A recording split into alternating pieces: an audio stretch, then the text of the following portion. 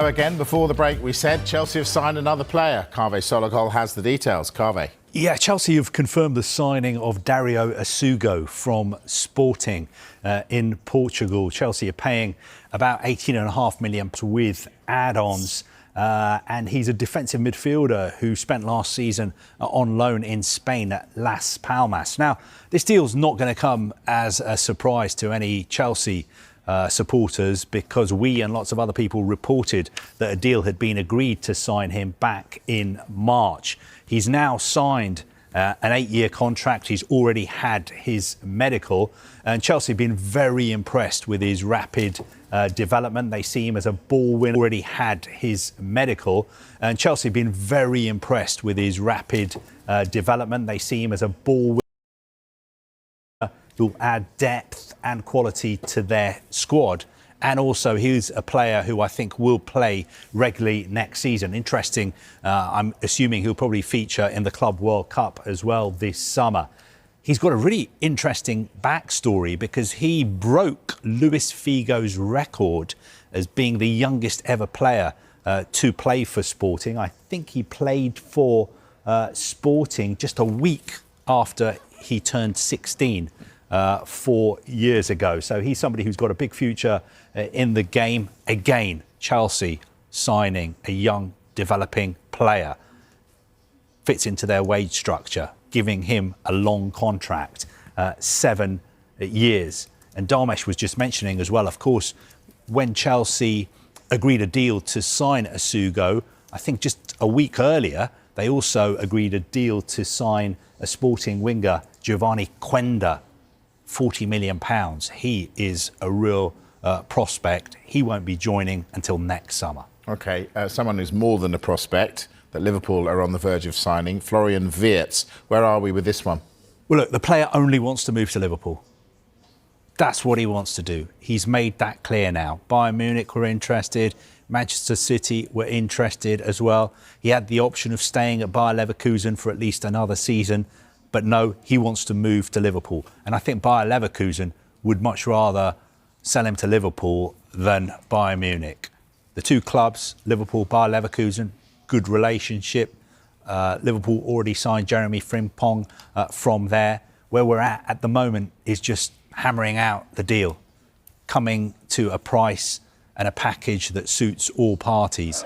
Liverpool so far have offered a deal that values the player at around £105 million. I think Bayer Leverkusen are holding out for a figure closer to £120 million, which would be a British record transfer fee. The player himself at the moment, he is in Germany with the German national team because they've got the Nations League semi-final against Portugal in Munich on Wednesday night. But in the background, a lot of his teammates have been asked when they've been performing their press duties about how he is, what they think of him supposedly turning down Bayern Munich. So he's a real hot topic around the German camp at the moment. I want to talk to you about that. Should we be surprised that a young German player has turned down Bayern Munich to come to the Premier League? Well, I think our colleagues at Sky Germany are very surprised. If you speak to any of them or if you listen to their broadcasts or read what they write, they feel that the player would have been better suited to moving to Bayern Munich for 3 or 4, 5 years, continuing his physical development and then moving to the Premier League. Now, obviously, they watch him a lot more than I do, and that is what they're saying. They have no doubts that he's an incredible talent, an absolutely incredible talent, which is why clubs like City, Liverpool, Bayern Munich want to sign him. But they just feel that maybe physically the Premier League will be a daunting challenge for him.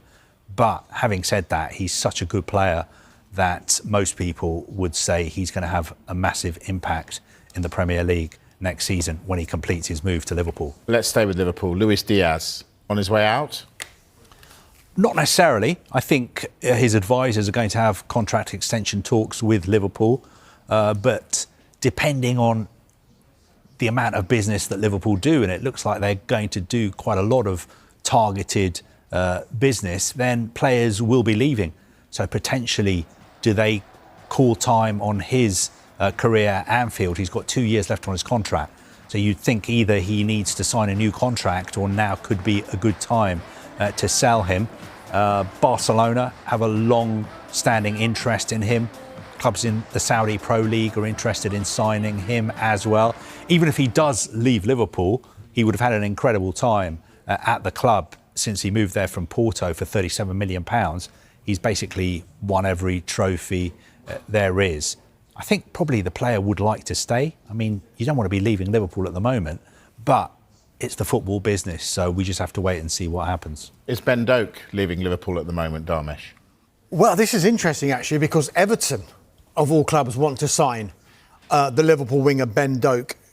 He impressed quite a lot last season on loan at Middlesbrough, so much so that last January, Ipswich and Crystal Palace were trying to sign him either on loan or on a permanent basis. But Liverpool decided, because he'd done so well at Middlesbrough, they thought his development was best served by staying at the Riverside until the end of the season, coming back to Liverpool, and then maybe fighting for a first-team spot in the Liverpool squad over pre-season. So it'll be interesting to see how this one develops, because, I mean, they don't often do business, the two Merseyside clubs. But I've just had a look at a list. It's still quite lengthy, the number of players who have played for both.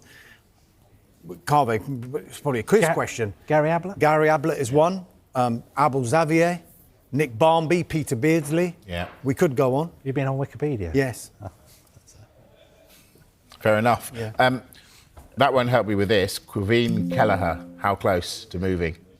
Right, so if you go back to last summer, first of all, Liverpool were pretty quiet in the transfer market. They only signed one player who was going to join that season, and that was Federico Chiesa. He hardly played last season, but they also made another signing, under the radar a little bit, Georgi Mamadishvili, the Georgian goalkeeper from Valencia, but then sent him back to Valencia on loan because they had Alisson and Quevin Kelleher on their books.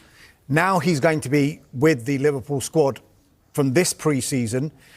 Kelleher probably thinks, after playing quite a number of games last season and contributing to Liverpool's title, Premier League title win last season, he probably thinks, I need to be a number one in my own right now. And it looks like it will be the case, and it will be the case at a Premier League club in Brentford. I think Brentford are going to pay a guaranteed fee of £12.5 million for Kelleher. That could raise to £18 million, depending on performance-related add-ons. We think that he's been having a medical at Brentford today, so it is really, really quite well advanced. People will say, well, Brentford have already got a number one goalkeeper, Mark Flecken. Well, not for much longer, because he's been having a medical with Bayer Leverkusen, Erik ten Hag's Bayer Leverkusen today. He's 31 years old. Leverkusen are going to pay £11 million for him. So Brentford losing Flecken, gaining Kelleher, and then Liverpool will get Mamadishvili to challenge Alisson for that number one spot next season. Liverpool, possibly